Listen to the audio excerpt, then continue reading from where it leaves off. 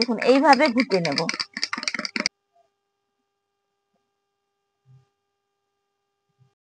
বন্ধুরা, Shampa kitchen with village ফুডে আপনাদেরকে স্বাগত।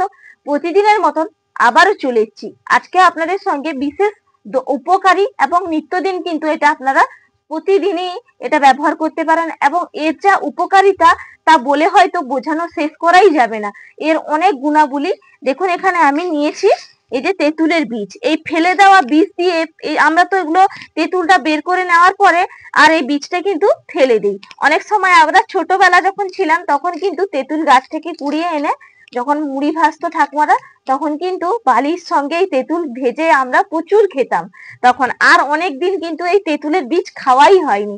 আর এগুলো আজকে আমাদের বাড়িতে নিয়ে আসা হয়েছে 2 কেজি প্রায় তেঁতুল, সেগুলো থেকে কেটে এই বিচিটা বের করেছি। আর তেঁতুল কিভাবে সারা বছর সংরক্ষণ করে রাখতে হয় আপনাদেরকে সেটাও দেখাবো, কি করে কাটতে হয় সেটাও আপনাদেরকে দেখাবো। আশা করি সবারই ভালো লাগবে। আর এই ফেলে দেওয়া বিচি দিয়ে আজকে একটা পাউডার তৈরি করব, সেটা খুবই উপকারী। এটা কিন্তু ওষুধ হিসেবে খুবই কাজ করে, হেমোপ্যাথি এলোপ্যাথি ওষুধ বানাতেও খুবই কাজ করে এবং চোখের ড্রপ বানাতেও খুবই সাহায্য করে। চোখে যে আমরা ড্রপটা ব্যবহার করি তাতেও কিন্তু এই তেঁতুলের বিচিটা খুবই লাগে। তাহলে এটা আমি কি করে বানাচ্ছি আপনারা দেখতে থাকুন, আশা করি সবারই ভালো লাগবে। ভালো লাগলে লাইক শেয়ার কমেন্ট করতে বন্ধুরা একদমই ভুলবেন না, আর চ্যানেলটা সাবস্ক্রাইবও করে রাখবেন। তাহলে চলুন এগুলো প্রথমে তো ভেজে নেব। আগে কিন্তু বালির মধ্যে ভাজা হতো, ঠাকুমারা ভেজে দিত বা মা যখন মুড়ি ভাজতো তখন ভেজে দিত, খেতাম।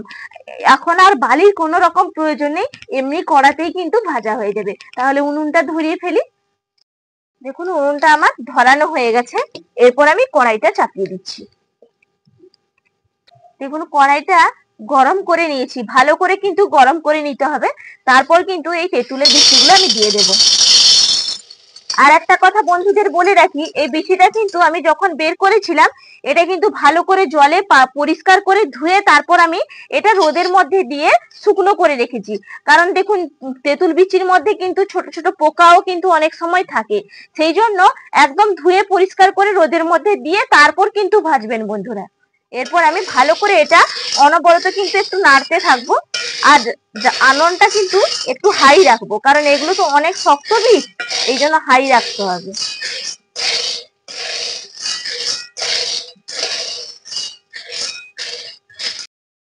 দেখুন বন্ধুরা, নাড়তে নাড়তে কিন্তু অনেকটাই আমার ভাজা হয়ে গেছে। আর দেখুন মুখটা কিন্তু একটু একটু পুরো দেখুন ছেড়ে দিয়েছে, আর একটা একটা কিন্তু খোসাও কিন্তু ছাড়িয়ে গেছে দেখুন।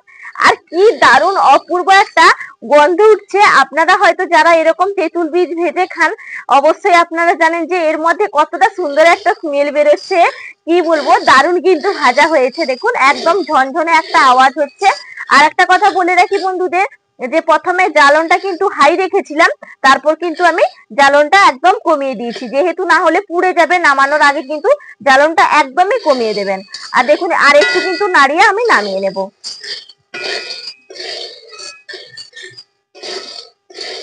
এরপর আমি নামিয়ে নিচ্ছি, একটা থালার মধ্যে আমি ঢেলে রাখছি। দেখুন কি সুন্দর ভাজাটা হয়েছে। এইভাবে কিন্তু ভাজবেন যাতে ভেতরটাও পুড়বে না, আর দেখুন খুব সুন্দর ভাবে ভাজাও হবে। এটা একটু ঠান্ডা করে নেব, তারপর কিন্তু এটা ছাড়িয়ে নেব। দেখুন তেঁতুলের বীজটা তো ভাজা হয়ে গেছে, এটা তাহলে এই সময় ঠান্ডা হতে থাক। এটা ঠান্ডা হতে তো টাইম লাগবে, সেইভাবে আপনাদেরকে দেখিয়ে দেই যে তেঁতুলটা সারা বছর কিভাবে সংরক্ষণ করে রাখা হবে। তাহলে চলুন আমি তেঁতুলটা কেটে নেই। তেঁতুলের বিচিটা তো ঠান্ডা করতে রেখে এলাম। আর দেখুন এইদিকে যে অনেকগুলো কিন্তু এই যে বিচিটা বের করেছিলাম অনেকটাই কিন্তু আমি ছাড়িয়ে নিয়েছি, আর শুধু বাকি একটু রেখেছি আপনাদেরকে দেখানোর জন্য। তার জন্য আমি কিভাবে তেঁতুলটা কেটেছি অনেকেই আপনারা হয়তো জানেন, কিন্তু অনেকেই নতুন নতুন যাদের বিয়ে হয়েছে তারা কিন্তু জানে না। আর এই সময় বিশেষ করে তেঁতুলটা পাওয়া যায়, কারণ এই সময় রোদে দিয়ে রাখতে হয়। রোদে দিয়ে রাখলে কিন্তু সারা বছর জুড়ে সংরক্ষণ করে রাখতে পারবো। আর যখন বৃষ্টির সময় এলে যখন চুনো মাছ ধরা হয় না, চুনো মাছ দিয়ে টক করলে এত সুন্দর লাগে খেতে, কি বলবো। এই জন্য এই সময় কিন্তু সব জিনিস সংরক্ষণ করে রেখে দিতে হবে, কারণ রোদ চলে গেলে আর সংরক্ষণ করতে পারবো না। দেখুন হাতের মধ্যে একটু তেল লাগিয়ে নেবো, যেইভাবে কিন্তু কাঁঠাল কাটা হয় সেইভাবে হাতের মধ্যে একটু তেল লাগিয়ে নিচ্ছি। তেলটা লাগালে কি হবে, হাতের মধ্যে আর তেঁতুলটা কিন্তু লাগবে না। আর দেখুন এই যে তেঁতুলের গায়ে যে একটা এই যে রোঁয়া ভাবটা আছে, এটা কিন্তু আমি তুলে ফেলে দিচ্ছি। এগুলো কিন্তু ফেলে দিতে হবে। তারপর এইভাবে কিন্তু আমি কাটবো।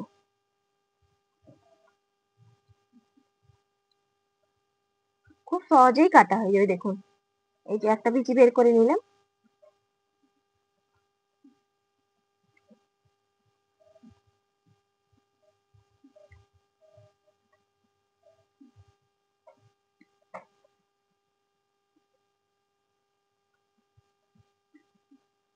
দেখুন এইভাবে মুখটা একটু কেটে পেছন দিকে এরকম চাপ দিলে কিন্তু বিচিটা বেরিয়ে আসছে।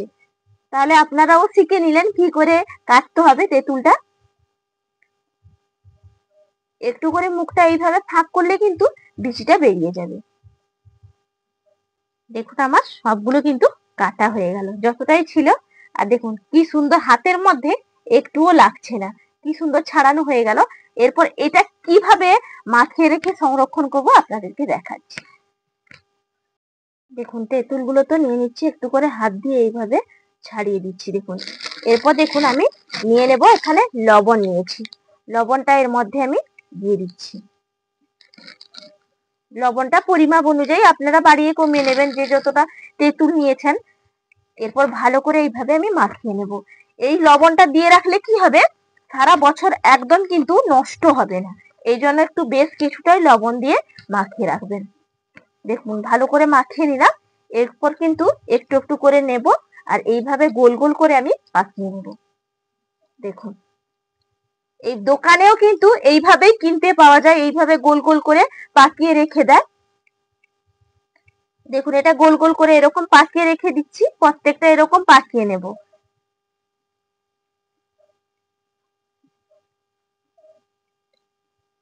দেখতে কি সুন্দর লাগছে, আর জিভ থেকে তো পুরো জল আসছে।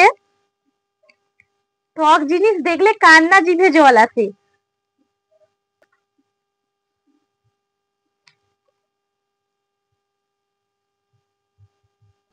দেখুন ভালোভাবে পাকানো হয়ে গেছে। এমন ভাবে পাকিয়েছি একটুও কিন্তু চাপ দিলেও দেখুন খুলেও যাবে না, পাকানো হয়ে গেছে। এটা কিন্তু আর একবার আমি এটা রোদে দিয়েই কিন্তু তেঁতুলটা কেটেছিলাম। দেখুন আবার একবার এই যে লবণ মাখিয়ে নিয়েছি, আবারও কিন্তু একবার রোদে দিয়ে দেব। তারপর আপনারা একটা পলি পেপারের মধ্যেও ভরে রাখতে পারেন বা একটা কাচের জারের মধ্যেও কিন্তু ভরে রাখতে পারেন। কাচের জারের মধ্যে যদি ভরে রাখেন তার ক্ষেত্রেও একটা উপকারিতা আছে বলে রাখি। তেঁতুলের থেকে কিন্তু অনেকটাই যখন পুরনো হয়ে আসে তখন কিন্তু তেঁতুলের থেকে তেল বেরোয়, সেই তেলটা খুবই কার্যকারী, সুগারের ক্ষেত্রেও খুবই উপকারী। সেটাও কিন্তু আপনারা করতে পারেন। আপনাদের যদি টিপসটা ভালো লাগে তাহলে অবশ্যই কমেন্ট করে জানাবেন। এটাও কিন্তু হয়ে গেল বন্ধুরা। এদিকে তেঁতুলটা সংরক্ষণ করে নিয়েছি, বিচিটা কিন্তু তেঁতুলের বিচিটা এদিকে ঠান্ডা হয়ে গেছে, ছাড়িয়ে নেব। বিচিগুলোও কিন্তু একেবারে ঠান্ডা হয়ে গেছে। আর আমি নিয়েছি সঙ্গে শিলনোড়া, শিলনোড়ায় কিন্তু আমি এটা গুঁড়িয়ে নেব। তারপর মিক্সির মধ্যে এটা পেস্ট বা ভালো করে গুঁড়িয়ে নিতে হবে, মিহি করে একদম। আর যদি হামাল দিস্তার থাকে তাহলে হামাল দিস্তারেও কিন্তু করে নেবেন, যেহেতু এগুলো শক্ত সেই জন্য একটু এইভাবে খুব সহজ পদ্ধতি দিয়ে এটা করে নেব। হাতে করলেও হতো কিন্তু এটা সহজ পদ্ধতি হবে। দেখুন এইভাবে একটু চাপ দেব, সব খোলস কিন্তু উঠে আসছে। দেখুন এই পদ্ধতিটা তাহলে কতটা কার্যকর হবে। একসঙ্গে অনেকগুলো আমি পেয়ে যাবো আর একটা একটা করে ছাড়াতে কিন্তু অনেক দেরি হয়ে যাবে। এই জন্য এইভাবে করে নিতে হবে।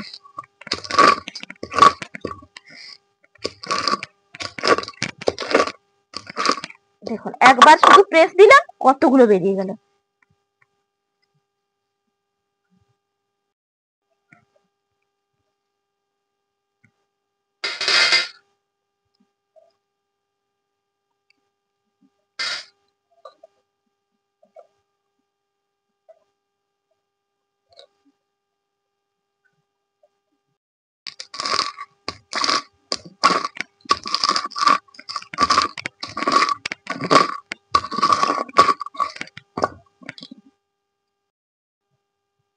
দেখুন আমার সবগুলো কিন্তু বাছা হয়ে গেছে। আর দেখুন কি সুন্দর দেখতে লাগছে, পুরো দেখেই মনে হচ্ছে না যে বাদাম ভাজা হয়েছে। পুরো চিনে বাদাম গুলো যেভাবে ছাড়ানো হয় সেই রকম কিন্তু দেখতে লাগছে।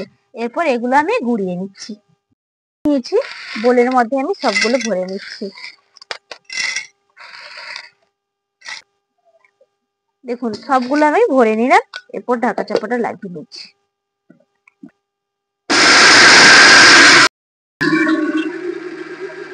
দেখুন একদম কিন্তু গোড়ানো হয়ে গেছে, আর কি দারুণ গন্ধ বেরোচ্ছে। আর দেখুন কতটা সুন্দর পারফেক্ট ভাবে গুঁড়োটা হয়েছে। দেখুন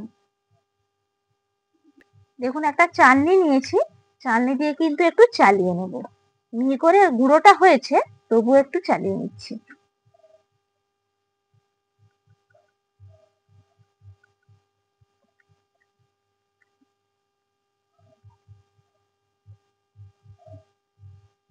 দেখুন একটু যে দলাদার ভাবটা থেকে গেছে, সেটা আর কিন্তু নেব না। আর এটা আপনাদেরকে আমি কি করে ব্যবহার করতে হবে সেটাও আপনাদেরকে একটু দেখিয়ে দেব। দেখুন এই যে গুঁড়োটা হয়ে গেছে, আর এটা কিভাবে আপনারা খাবেন সেই জন্য দেখুন একটা কাঁচের গ্লাস নিয়েছি আমি। এই গ্লাসের মধ্যে নিয়ে নিচ্ছি জল। এটা কিন্তু রাতের বেলা বন্ধুরা ভিজিয়ে রাখবেন, আর সকালে কিন্তু এটা খাবেন। আর যদি আপনারা মনে করেন যে এরকম ভিজিয়ে খাবো না, শুকনোই খাবেন, তাহলে কিন্তু এটার আর একটা কাজ করতে হবে। এটা মধু দিয়ে 1 চামচ পাউডার নিয়ে মধু দিয়ে মাখিয়ে খাবেন। 1 চামচ এইভাবে নেবেন, একটু মধু দিয়ে গুলিয়ে যেভাবে মাখানো হয় সেইভাবে মাখিয়ে কিন্তু খাবেন। আর দুধ দিয়েও কিন্তু যেভাবে হরলিক্স খাওয়া হয় সেইভাবে দুধ দিয়েও কিন্তু এটা আপনারা ঘুটে খেতে পারবেন। আর আপনারা শুধু জল দিয়ে যদিও খেতে চান, সেই জল দিয়ে আপনাদেরকে দেখিয়ে দিচ্ছি। দেখুন 1 চামচ আমি পাউডারটা নিলাম, এর মধ্যে আমি দিয়ে দিচ্ছি। দেখুন এইভাবে ঘুটে নেব। আমার এটা ঘোটা হয়ে গেছে, কি সুন্দর দেখতে লাগছে দেখুন। এরপর আপনাদেরকে আমি খেয়েও কিন্তু বন্ধুরা দেখাবো। আর একটা কথা আপনাদেরকে বলে রাখি, যে এটা তো আমি খেয়ে আপনাদেরকে দেখাচ্ছি, এটার উপকারিতা শুধু আপনাদেরকে দেখানোর জন্য আমি এই মুহূর্তে খাচ্ছি, কিন্তু এটার উপকারিতা পেতে হলে এই রাতের বেলা কিন্তু এই 1 চামচ আপনাদের পরিমাণ অনুযায়ী নিয়ে একটু জলের মধ্যে এইভাবে ভিজিয়ে রাখবেন, সকালে খাবেন, তাহলে অনেকটাই উপকার পাবেন। শুধু আপনাদেরকে দেখানোর জন্য এই মুহূর্তে কিন্তু আমি খাবো। দেখুন এই যে নিচে একটু কিন্তু কাঠ বসে গেছে, এই কাঠটা কিন্তু এই যে দেখুন নিচটায় বসেছে না, এই কাঠটা আমি আর খাবো না। এই যে ওপরের যে ফলতি জলটা শুধু খেতে হবে। আর সকালবেলাও কিন্তু দেখবেন অনেকটাই কাঠ আরো বসে যাবে, তখন সেই কাঠটা কিন্তু খাবেন না, এই ফলতি জলটা খাবেন। এটা অনেক উপকার হবে।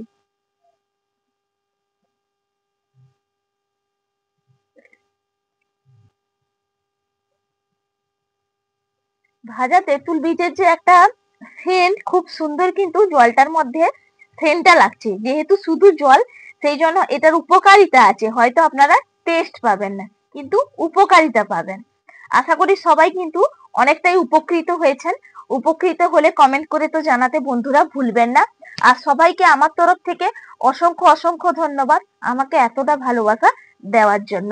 এইভাবে আমার পাশে থাকুন, আমার সাথে থাকুন, আমাকে নিয়ে পথ চলা এগিয়ে চলুন। আর আজকের মতন তাহলে আমার পর্বটা এখানেই আমি শেষ করছি। আবার আপনাদের সঙ্গে আমার পরের ভিডিওতে বন্ধুরা দেখা হবে। টাটা।